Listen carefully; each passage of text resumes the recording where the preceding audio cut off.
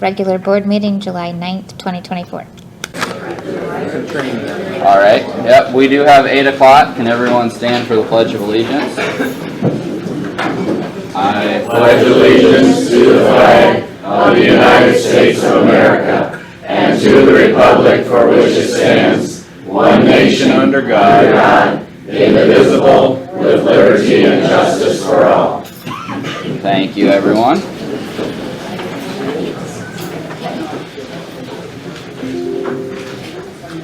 We'll start with public discussion, and it looks like since I was the first one in the room with Jack, maybe I'll go first, if that's Sure. all right, Mr. Yep. Chairman. Yep. Since we do have a lot of people, please keep your I will, comments. as brief as I can. Yep.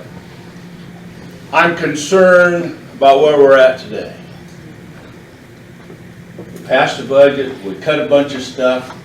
People came in and said, I need money, you put it back. Recently, the engineer said, you gotta replace my budget. You said, okay. But you said libraries, you have to wait until after the fiscal year starts. That's 2 sets of rules that we have. That's unacceptable. If you can accept one set of rules for other organizations, you should accept the same rules for the libraries. Anything less than full restoration of the funds to the libraries is tantamount to not doing your duty as supervisors. We are lucky, or you are lucky in the state of Iowa, that you do not have a recall option. Because anything less than the restoration of these funds to the libraries, in my book, would certainly call for a recall. Thank you. Thank you.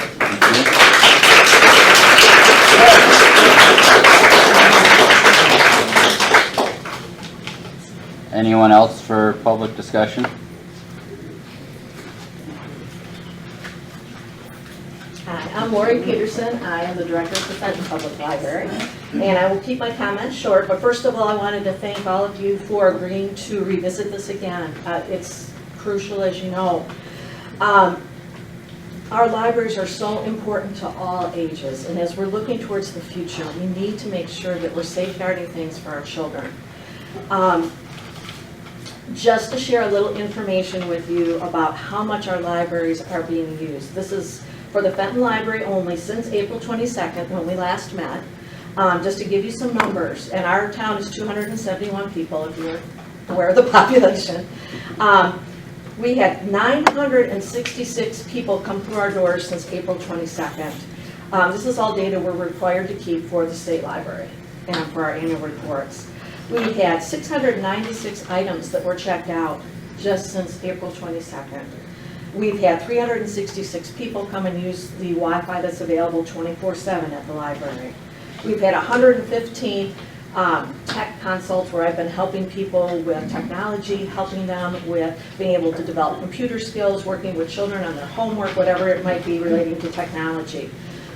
We had 109 instances of resource help, helping people to get resources available to them at the state level that they wouldn't be able to access otherwise, whether it be young people or seniors.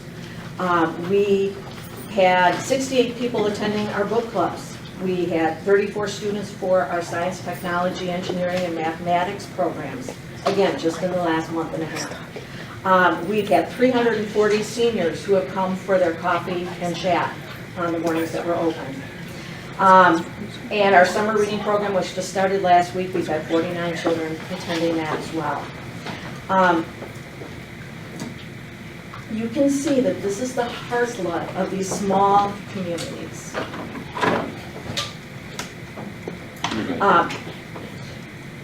Without them, so many of these small towns, you know, Lakota, Ledyard, Laverne, and even the larger libraries too, I mean, they do so much, and to not have the funding to be able to do that, it breaks the heart of every librarian in this room, because we want to serve our community, and we want to be there for them, but we can't be there unless we have the funds restored.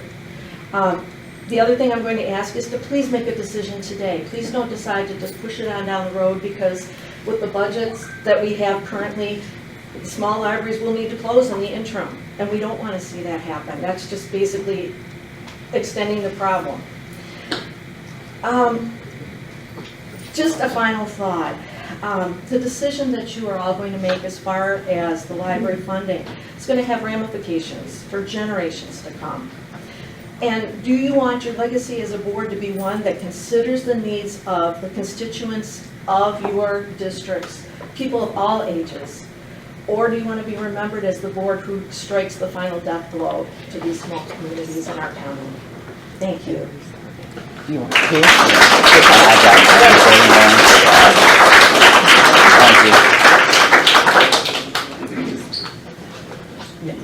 I I'm Diane Faber. I'm a retired school teacher.